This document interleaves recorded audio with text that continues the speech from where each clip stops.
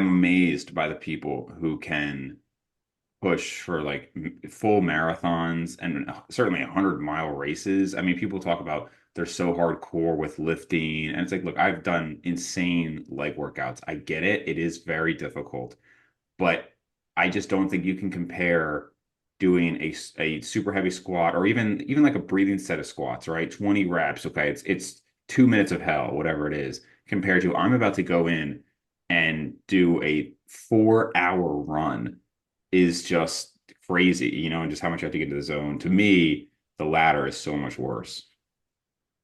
Yeah, it was, man, I think about how much I put into the training, and that was one of the mistakes. Like I said, I ran a lot of similar to lifting, the same concept applies. There was a lot of junk volume in there. Mhm. Did way too much that wasn't necessary or building any fitness at that point. And if I'd cut that back and put that time into lifting, I think I would have been in better shape. Specifically because right off the bat, I was dealing with major cramping issues, which the science tends to point towards rather than an electrolyte issue or hydration or all that. A lot of it's muscular related, Mhm. as far as the muscles not being conditioned to that intensity. And I did nothing but hill work in the training and all that. And I'd taken plenty of electrolytes on race day and I was drinking plenty. I was hydrated. But the cramping right off the bat from like mile 7 onward was pretty debilitating. That threw the Wow, that early. Yeah, the race was twice as hard as I even expected, and I knew it was going to be really, really hard. And like it starts off from about mile 3.5 to 7, and over that 3.5 miles, you're climbing like 3,000 feet. So it's just a massive climb, roughly 1,000 feet of gain per mile. So it's straight up, and by the end of that, my quads were just cramping. My VMO, vastus medialis, were just locking on me completely. And then I went to stretch them, and then my hamstring cramped, and then the other leg started cramping, and I just fell over. There's nothing I could do. And then that happened again, like a mile later. And at this point, I'd had about 10 electrolyte capsules, and I was hydrated. So I was just like, "What the heck is going on?" And it was from the intensity of the climb. Like it was such a massive climb. Like my body wasn't ready for that, and that's where something where I think like doing a lot of split squats and unilateral work before the race would have helped me a lot, but I just kind of slacked on that stuff and just got by with mileage. So that proved to be a major error uh, that I was unprepared for. And I kind of, even if I think about this, I'm like, if I had had some taurine or something, I wonder if that would have helped quite a bit. Did you have a coach or anything through this? No, that was another major mistake. Like truthfully, coaches will prevent you from doing things that are stupid, that will hurt you, that you don't need to do. And I had two buddies doing the race, and they had done ultras before. They'd done many of them, not 100 miles, but they'd done a lot of 50s and 50Ks and such. And they had the experience. They both had coaches. They ran a lot lower mileage than I did in training. Like that was the funny part. Like I ran a lot higher mileage, and they smoked me. Um, and that's just one of those things. It's like having a coach, having someone who says stops you from hurting yourself. Like you don't need to do all this volume. Why are you doing it? Junk volume. What's the point of this? What do you get from that extra time, that extra effort? It could be hurting you. And that's where, I made those mistakes, and they had the experience I didn't, and they knew what was going to happen. They knew stuff that comes up. I was unprepared for these things because Mhm. there were a lot of other things that went wrong. And that's the value of a coach. So they kicked my butt, like both of them, destroyed me. What And would be a typical time or a reasonable time for a 100-mile race? really depends on the terrain. So they're very dependent on terrain. That's why it's deceptive. Marathons generally, most of the cities, there are some tough ones, but most of the cities try to make them as flat as possible to aid PR times. Like people don't want to sign up for marathons unless they're going to hit a PR. Mhm. So most of the courses they try to make as flat as possible. That's generally how it is. In a marathon, you will have roughly 400 feet of elevation gain, right? In this race, there was 18,500. Wow. over 4 times the distance. So it's like an absurd amount because it's never flat. It's never flat. You're either going up or down. You're in the mountains. It's very remote.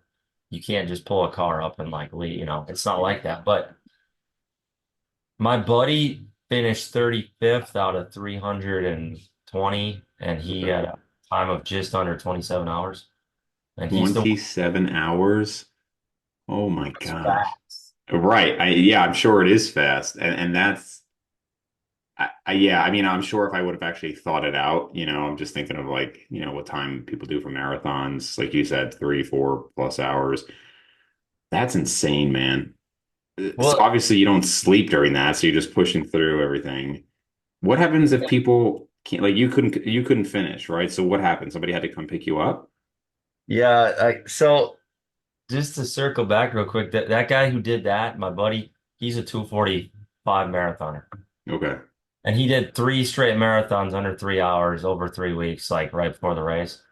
Just like casual, like just 3 straight, three sub threes. And then my other buddy did 33 hours. And he's about so the one guy, he's 170 pounds, the other guy is about 180, and he did 33. And I just got smoked by them both. I couldn't finish. But yeah, so They're what not that happens? small then. I mean, 170 to 180, unless they're super tall. It's not like they're like string beans. No, no, they lived. I mean, they've got muscle. There were people I saw there who were didn't look like physically impressive, but they kicked my tail, and Yeah. that's the humility of it all. I got humbled real fast, um, because it doesn't matter what you look like, it doesn't matter any of that. But the question about if you can't make it, what do you do? Well, there's 3 spots on the whole course that you can basically get driven out of. So you have to make it back to one of them. So you could be smoked and you still got to hike back to one of those points to hitch a ride out, which is what I had to do. I mean, I was completely destroyed. I had nothing left. My miles were like at that point 45 minutes and I was just death marching because every step hurt like it was excruciating every step. But I just had to keep going because that's the only way out. You have to get back to one of those spots. So And you have then to know which one is the closest between, whichever two you're closest to, and then you might have to go backwards essentially, like you said. yeah, so I was going forwards, but it was the longest couple of miles of my life. Um, So you were only a couple miles away, thankfully. but it took hours. Like it took hours at that point. I had nothing. I mean, it's kind of crazy. The cramping was a major issue because it slowed me down massively right off the bat. Like I was going along at a good clip. I felt like I was right on pace, what I needed to do. And then I got really freaked out by the cramping because I kept feeling the twitching and pulsating in my like quads. And so like the cramps were threatening for the next 30 miles until it finally cooled off enough and we got high enough up in the mountains. Um, but that slowed me down significantly because I kept being worried like I go too fast, it's gonna happen again. And I was pounding electrolyte caps. I took about 50 over the whole race. And I was hydrated, peeing clear for most of the race, and it didn't matter. So that slowed things down. But the other thing was the gels. So the gels were never an issue in training, but at mile 27, the gels started to become a major issue. You That's what I just was. clarify what you mean by the gels. So like in running, we have these like basically these gel things. I actually have some right here, and you just have like two an hour. I can take one out. So you have one of these every half hour, and it's 100 calories, 24 carbs. So you're having that coupled with liquid calories, about 250 calories an hour for fueling. Well, it was fine for 27 miles. And then at 27 miles, they started just like giving me, I mean, I got to be straight up like bad diarrhea. So that went on for 39 miles, where you're in the middle of nowhere. There's not porta potties. There's not anywhere like you have to pull off in the woods. You have wet wipes or whatever. But 39 miles of that problem basically ended my race because I could no longer fuel at all.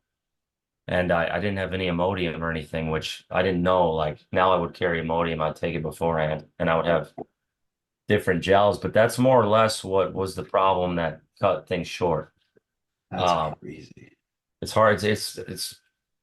It's a weird subject to talk about, but like when you're covering that kind of distance, if that happens and you can't get it under control, from the gels, and that's what it was that was causing it.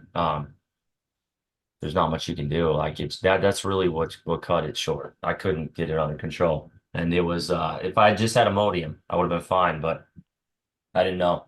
Wow. Yeah, never would have even thought about that. So it sounds like you're carrying a decent amount of stuff. I mean, are you carrying enough water for the whole 100 miles with you, or is there like stop points to fill it in? Yeah, there's aid stations roughly every 2 hours where you refuel your water, and they'll often have soda, which you go with a lot because of the calories, like Mellow Yellow or Coke or whatever. I'd have like one bottle filled with that, the other bottle filled with electrolytes and water. Carbonation doesn't bother people. No, you just need the calories. The carbonation is really fine. It's just and you there's also a bunch of food at these aid stations that you can pick up real quick, like little quesadilla things or fruit or whatever. You can grab some stuff, or you can just keep rolling with the gels, and that's how you refuel. But these are remote aid stations. They have to like pack things in by horseback and stuff Wow. like you can't just drive up. There's no points. It's completely out in the middle of the mountains. Wow. So it was just the cramping, the having to go to the bathroom constantly to the point it got excruciatingly painful. That really I couldn't go like that cut my brace. That's what ruined it. Those two factors, and then my feet became very blistered as well, which wasn't a problem until about mile 55. So the last 10 miles was when it became more of a problem because your feet are never dry. There are so many sections of periods where you're going through like 100 yards of mud that's shin deep. It's not just like a little bit of mud. It's What? like, yeah, it's like mud up to your shins for 100 yards. And then you have to do that again in another mile and another, and it just keeps happening. There's just all this mud. And so your feet are never dry. And then there's about 20, 25 stream river crossings where you're like your feet are going in the water and you have to cross these streams in the mountains. So this leads to blisters. I had toe socks that were wool, so my toes didn't get blistered. They were actually great. But my heels, both heels, developed massive blisters, and then the bottom of my feet. And so it wasn't a problem until, like I said, mile 55-ish, and then it started getting really painful. Like every step was just like excruciating from all these blisters, and that was where a better choice of shoes would have helped. Um, my two buddies wore the same shoes. Like they had a pair that they knew was going to work. And Are they just running shoes or yeah, they're like trail shoes. Everybody wears trail shoes, which I did as well. But the ones I had were really good in the mud. They were terrible on the rocks because the trail is always rocky. There's never a point where it's like just open and smooth. It's just like rocks everywhere that you're stepping on, mud all the time, and it's either up or down. There's never flat. So the shoe choice was the other thing that kind of cost me. So just a lot of rookie mistakes that I didn't know they didn't come up in training, and that cost me all those things. wow. But This is really, very different than I had imagined. I was basically thinking that the equivalent of full marathons. I mean, I had known that there were more trails, I suppose, but I didn't think about one, how long it was, and then two, I mean, just how much like you'd have to bring so much and that they're through all these trail. Like I didn't think you'd be going through streams and mud and stuff like that. I mean, to the extent you're talking about. So you mentioned that there is three potential points that you could leave. Is one of those at the end? Like, so for example, 33, 66, and 100, or is it there's three plus the end, so like 25, 50, 75 in the end? so it's an out and back course. So you basically Mm. you go 48 miles up to the top, which is about 9,200 feet, the top. And then you come back 52. So it finishes a little further than where it started. It finishes in town. It starts in the canyon because you climb out of the canyon right off the bat into the mountains. And you can basically, the only access points by car are a 2 hour drive from the nearest town, all of them. So there's three access points along the way, and then it's a 2 hour drive to get to them from the nearest town. So mile 13, Dry Fork, that's the first one. You can get out at 13. So on the way back, that would be like 82. And then there's also mile 30, which is mile 66 on the way back. That's where I dropped. And that one is the hardest to get to because you have to have a four-wheel drive elevated vehicle because you have to drive into these rivers where they come up to your car. Like they would submerge your car fully if you weren't having like a Jeep or a truck. And then there's also these boulders in the run, like the road on the way there. So like it's really hard to reach that. That's the other one you can get out at. And then the other one was at the very top, mile 48 at the turnaround. And that's all a 2 hour drive. Like my wife and my dad drove up to that one. They didn't go to the 33. I had to like get a ride out from somebody else because of the boulders and the water. So you have your cell phone on you during this time. No, they have a GPS like tracker, like it's like you have a GPS on you, so they know where you're at because it's dangerous to get like lost, like in this very remote area of the country where there's no, I mean, that's the nearest town 2 hours away, like drive. That's what I'm Yeah. saying. So it's How did you signal that you needed help? well, I had my pacer with me for 36 miles, and he's actually a natural bodybuilder. I think he's a professional, actually. I think he got a pro card and everything. Sam Okanola. You're, It sounds familiar, but I don't know off the top of my head. he's he paced me for a good part of it, and he's massive. He's like 220. Um, Wow. Jeez, what a beast.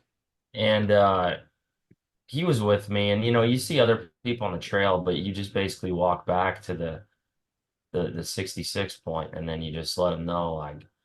And I technically got there 20 minutes after the cutoff anyway, but I just had no energy. Like I couldn't get food down at that point because I every time I have anything, I have to go to the bathroom. And it just What do you mean after the cutoff? yeah, there's certain like times along the way you got to make it to this checkpoint by this time, or you're not allowed to continue. So like there's Wait, you had gotten, meaning you got there after you were supposed to, so technically you didn't qualify, you could say, to keep going. if I had booked it before that, I could have made it, but I had no energy. Like I wasn't able to get gels down at that point. Um, because I just was having, like I was Yeah, having, it was painful. It was when going to the bathroom becomes excruciating, there's a problem. Okay. And that's really what like that's what stopped me. I'm not gonna like it's yeah, just one of those uncomfortable ultra marathon truths um that comes up. It's reality. It's a weird thing to think about because like that would never happen in day-to-day life. But sure. um So I'm just trying to clarify, like, how would they know that somebody needed help? Like, do they just see, hey, the GPS isn't moving anymore? that would be part of it. Now there's enough runners on the course where someone will come along. I mean, the other thing too, like, or the person would just death march back, which is kind of what I did. Like when I collapsed at mile 8 and 7, the mile 8.5, I literally collapsed into a marsh, and there were like flies buzzing all around me, and there were tons of runners at that point coming by behind me because this is early in the race. We're all pretty together at that point. And everybody's like, "Man, you okay? What do you need? You need help?" And I'm like, "I'm just cramping really bad. I can't stand up." My BMO like looked like it was torn, like it had buckled halfway into my quad. Like it had indented so hard into my quad from locking up. It was the craziest thing I've seen as far as a cramp. And I just was like, I gotta like rub it, wait it out. I took a bunch of electrolytes, tried to get that to help. So people are like nice. They try to, Yeah, yeah. saw someone really suffering, they'd be like, "Oh, you need help? We're trying to help you." How long did you have to wait at that marker before somebody finally came? At 66? Yeah. Well, so at that, it's like an aid station, so there's like 20 people there. Like Okay.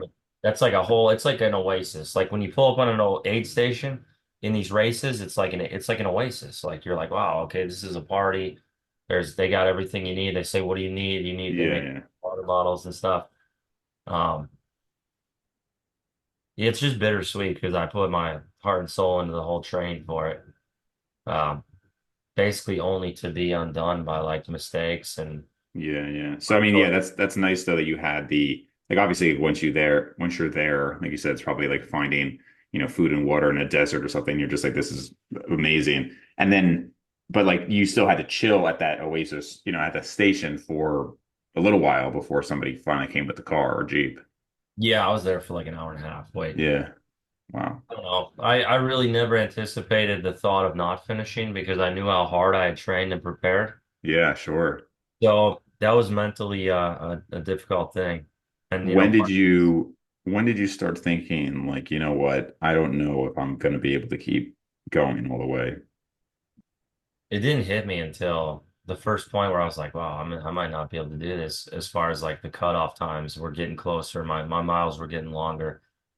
And then I was feeling, kind of bad. It was like mile 55. Like that point is where it first hit me. Like at no point before that did I think I was not going to finish. But then it started like creeping in where I started actually like doing the math and thinking about reality of what was going on and not being able to get my body under control. And I started to get a little nervous. And then the wheels just fell off after that.